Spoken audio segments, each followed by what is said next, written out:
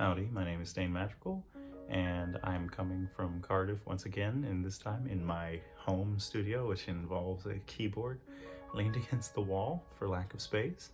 But today we're covering chapter 4 of the Tchaikovsky, which are deviations from rules governing the connection of related triads.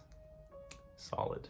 So, the most important thing that we have to remember when dealing with anything in the Tchaikovsky is simply this: the free and independent leading of voices. Now, there are some rules that at this point we can begin to break because of the portion of the book that we are in. So, the most important rule that was set out in previous chapters that we're able to now circumvent in some capacity is the fact that we are able to now lead the soprano outside of its regularly often high range. However, there are still rules that we need to keep a very distinct focus on, so that way the harmony is never compromised in our voice leading. Now, there are 3 of these. The first and most important one is that we still have to employ contrary motion when moving in triads from similar positions or in the same position, because if we decide to move in similar motion or parallel motion, we're going to elicit parallel fifths and octaves, and sometimes concealed paralleled fifths and octaves. Essentially, the best way that I can put this is that we should never have chords moving in the same position from one another. The second rule is that the soprano should still not leap over a fourth in this very conventional system of voice leading. The third rule, which somewhat relates also to the first rule, is the fact that the bass should be moving in contrary motion from the position that it was previously in correspondence to the other voices in the chord.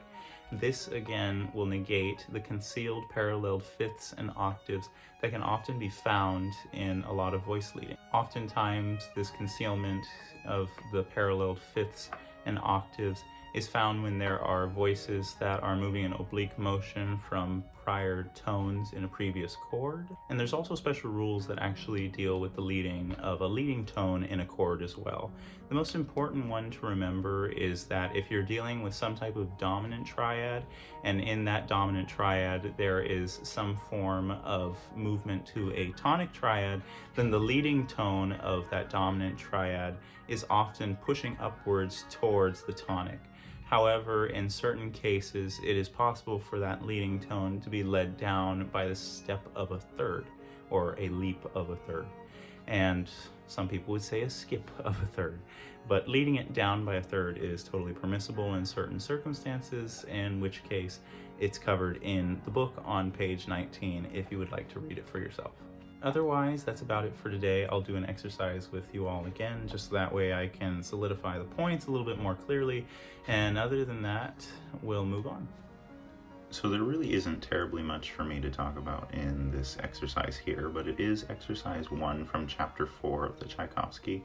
Just notice how I'm trying to move the voices in the smoothest way possible, while at the same time employing some of the breakages of the conventions that are previously laid out in the chapter, and how when there are moments when the bass is moving upwards by step, I am moving all of the other voices in a contrary motion or in an oblique motion to avoid the concealed paralleled fifths and octaves.